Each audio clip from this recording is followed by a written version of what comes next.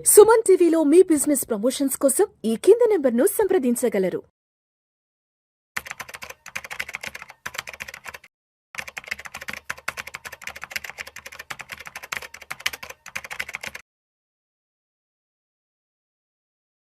నమస్తే హర్ష. నమస్తే సార్. హర్ష, ఎన్ఎస్సిలో ఈ ట్రేడింగ్ సంబంధించిన ట్రాన్సాక్షన్స్కి సంబంధించి మంచి న్యూస్ అప్డేట్ ఏదో ఒకటి వచ్చింది, చదువుతాను హర్ష. సెకనుకు 10 కోట్ల లావాదేవీలు ఎన్ఎస్సిలో ఏప్రిల్ తర్వాత, ప్రస్తుతం 50 నుంచి 60 లక్షల ట్రాన్సాక్షన్స్.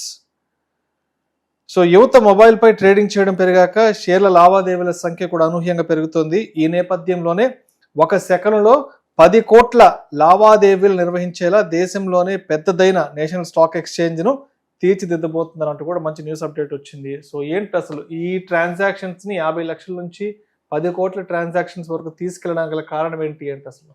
సో మనం అసలు ఇండియాలో డిమాట్ అకౌంట్లు ఎన్ని ఉన్నాయో చూసుకుంటే 2016 వరకు కూడా ఇండియాలో మొత్తం కలిపి ఉన్న డిమాట్ అకౌంట్లు 2,50,00,000. అంతే.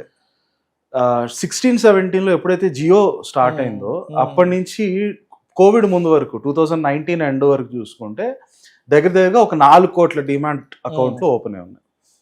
కోవిడ్ అప్పుడు అందరూ ఇళ్లలో కూర్చొని చాలా మంది అసలు ఏంటి స్టాక్ మార్కెట్ అవగాహన పెంచుకోవాలని చాలా మంది రెగ్యులర్గా యూట్యూబ్లో చూడడం, వాళ్ళు తెలిసిన బ్లాగ్స్లో చదవడం, అవన్నీ చేస్తూ చాలా మంది కూడా దాని మీద కొంత నాలెడ్జ్ పెంచుకున్నారు. అక్కడి నుంచి ఈ రోజు చూస్తే కోవిడ్ స్టార్ట్ కాకముందు ఉన్న 4 కోట్ల డిమాట్ అకౌంట్లు ఈ రోజు దాదాపు 20 కోట్లు దాటేసింది. రైట్, అంటే ఒక చెప్పాలంటే 5 సంవత్సరాల్లో 5 రెట్లు పెరిగింది. 5 రెట్లు. ఇంత ఫాస్ట్ గ్రోత్ మీకు ఆల్మోస్ట్ ప్రతి సంవత్సరం 30-40% గ్రోత్ రేట్ ఉన్నప్పుడు మీరు ఇండియాలో ఎన్ని ఎక్స్చేంజ్లు ఉన్నాయి? బిఎస్సి, ఎన్ఎస్సి బాగా వినాయి. అవి కాకుండా ఇంకా కూడా ఉన్నాయి, కలకత్తా స్టాక్ ఎక్స్చేంజ్ ఇలాంటి చిన్న చిన్నవి. అవన్నీ అంత ఫేమస్ కావు. మనకు బాగా ఫేమస్ ఉన్నవి 2, ఒకటి వచ్చి బిఎస్సి, ఇంకొకటి వచ్చి ఎన్ఎస్సి. ఫస్ట్ స్టార్ట్ చేసింది Bombay stock exchange, BSc. BSc అనేది పాతకాలంలో చాలా ఫేమస్. ఎప్పుడైతే కంప్యూటర్ 90s లో కంప్యూటర్లు వచ్చాయి, కొత్త టెక్నాలజీ వచ్చాయో అప్పుడు ఎన్ఎస్సి వాళ్ళు మొత్తం ఈ స్టాక్ ఎక్స్చేంజ్ లో మీరు పాత సినిమాలు అవన్నీ చూస్తే ఒక పెద్ద ఫ్లోర్ మీద అందరూ అరుచుకుంటూ ఉంటారు, ప్రైజులు బై ప్రైస్ లో సెల్ ప్రైస్ లో అరుచుకుంటారు.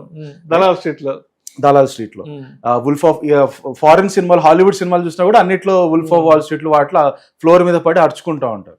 ఇది మొత్తం కంప్యూటరైజ్ చేస్తూ ఫస్ట్ మార్కెట్ లోకి వచ్చిన platform NSE, national stock exchange. NSE వచ్చి నేషనల్ స్టాక్ ఎక్స్చేంజ్ వచ్చి ఈ ఫ్లోర్ మీద అరుచుకోవడాలు అలాంటివి ఏం లేకుండా కంప్యూటర్లు అప్పుడే స్టార్ట్ అయ్యాయి. ఆ ఫినామినా స్టార్ట్ అయ్యింది 90s లో. ఆ టైంలో ఎన్ఎస్సి మొత్తం కంప్యూటరైజ్ చేస్తూ మార్కెట్లోకి ఎంటర్ అయింది. బిఎస్సి ముందుగానే కనుక వాళ్ళే అప్పుడే అప్గ్రేడ్ అయిపోయి వాళ్ళే కంప్యూటర్లు తీసుకొచ్చి ఉంటే మేబీ ఎన్ఎస్సి అంత బాగా హిట్ అయి ఉండేది కాకపోవచ్చు. బట్ ఎన్ఎస్సి ఫస్ట్ కంప్యూటర్లు తీసుకొచ్చి మార్కెట్లో ఫస్ట్ మూవర్ అడ్వాంటేజ్ అంటాం కదా, వచ్చి మాక్సిమం మార్కెట్ షేర్ గ్రాప్ చేసుకున్నాక ఆ తర్వాత స్లోగా బిఎస్సి కూడా మొత్తం కంప్యూటర్లోకి మార్చారు. అల్టిమేట్ గా ఈ 2 ప్లేయర్లే డ్యూఓపలి. ఇప్పుడు మొబైల్ ఫోన్స్ కి జియో, ఎయిర్టెల్ 2 ప్లేయర్ లాగా మార్కెట్లో ఎక్స్చేంజ్లకి ఎన్ఎస్సి, బిఎస్సి 2 ప్లేయర్తో ఆల్మోస్ట్ ఆగిపోయాయి. ఆ పైన ఇంకో కొత్త ప్లేయర్ రావాలన్నా ఇప్పుడు సెబీ రెగ్యులేషన్ స్ట్రాంగ్ అయిపోయింది కనుక సెబీ కూడా అలో చేయదు, ఇద్దరు చాలు, వాళ్ళిద్దరూ చూసుకుంటారు.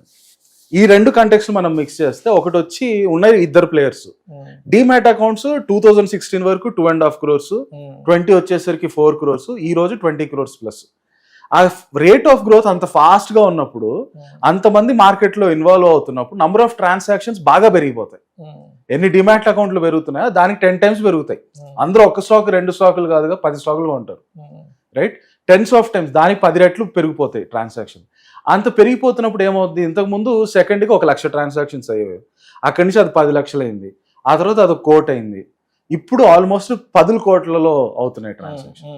అంత రేంజ్ లో ట్రాన్సాక్షన్స్ పెరుగుతున్నప్పుడు ఎన్ఎస్సి వాళ్ళు కూడా వాళ్ళ సిస్టమ్ అప్గ్రేడ్ చేసుకోవాలి. అదే వాళ్ళు ఇప్పుడు లేటెస్ట్ గా అనౌన్స్ చేసింది, వాళ్ళ సిస్టమ్ ని నానో సెకండ్ పర్ ట్రాన్సాక్షన్ కి అప్గ్రేడ్ చేస్తున్నారు. బేసికలీ దానివల్ల ఒక సెకండ్ లో దాదాపుగా 10 కోట్ల ట్రాన్సాక్షన్స్ మొత్తం అటు బై ఇటు సెల్ 2 ఆర్డర్స్ ప్లేస్ అయిన తర్వాత మొత్తం సెటిల్ అయిపోతాయి. ఇప్పుడు హర్ష, ఇప్పుడు ట్రాన్సాక్షన్స్ కూడా అంత పెద్ద ఎత్తున పెరిగితే ఇప్పుడు కొంత సైబర్ సెక్యూరిటీ ఇష్యూస్ కూడా వస్తాయి కదా మనకి. యా, సో మీకు టెక్నాలజీ కూడా మీరు చూసుకున్నారంటే, ఇప్పుడు ఫర్ ఎగ్జాంపుల్ మొబైల్ ఫోన్ ఉంటాయి, మన మొబైల్ ఫోన్లో ఒక స్మార్ట్ ఫోన్లు వచ్చాక చూసుకుందాం. 15 years ముందు స్మార్ట్ ఫోన్ ఎలా ఉండేది, ఒక నంబర్ కొడితే 1 second హ్యాంగ్ అయ్యేది, ఆ తర్వాత నెక్స్ట్ నంబర్ నొక్కేవాళ్ళు. ఈ రోజు అసలు ఒక ఫోన్ లో ఎన్నో ఫంక్షన్స్ చేసేస్తున్నాం. గేమ్స్, హై ఎండ్ గేమ్స్ ఇవన్నీ వాడుతున్నాం. వీటన్నిటికీ డిఫరెన్స్ ఎక్కడ వచ్చింది? ఆ కోర్ మెమరీ చిప్ ఏదైతే ఉంటుందో, రైట్, ప్రాసెసర్ ఏమంటాం, ఇంటెల్ వాళ్ళది ప్రాసెసర్. మన ఏదైనా ల్యాప్టాప్ కొన్నా i5, i7 ప్రాసెసర్, ఫోన్లు కొనేటప్పుడు 17, 19 ఈ ప్రాసెసర్లు మాట్లాడుకుంటాం. సో ప్రాసెసర్లు పెరుగుతున్న కొద్దీ నంబర్ ఆఫ్ ట్రాన్సాక్షన్స్ కూడా ఇంతకు ముందు ఉన్న లెవెల్కి ఈజీగా చేసుకోవచ్చు. ఆ పర్టికులర్ దానివల్ల సైబర్ సెక్యూరిటీ ఇష్యూస్ ఏం రాకపోవచ్చు. సైబర్ సెక్యూరిటీ ఇష్యూస్ ఎక్కడ వస్తాయంటే ఎప్పుడైతే మీరు ఏదైతే సిస్టమ్ బిల్డ్ చేసుకున్నారో దాంట్లో లూప్ హోల్స్ పెరిగాయి అనుకోండి. ఫర్ ఎగ్జాంపుల్ ఎవరైనా హ్యాక్ చేసి నా సిస్టంలో ఉన్న డేటాని నేను లీక్ చేయగలుగుతాను, లేదా ఆ సిస్టమ్ని ఆపేయగలుగుతాను, అలాంటి కేపబిలిటీ ఎవరైనా కనుక్కున్నప్పుడు అప్పుడు మీకు సైబర్ సెక్యూరిటీ ఇష్యూస్ వస్తాయి.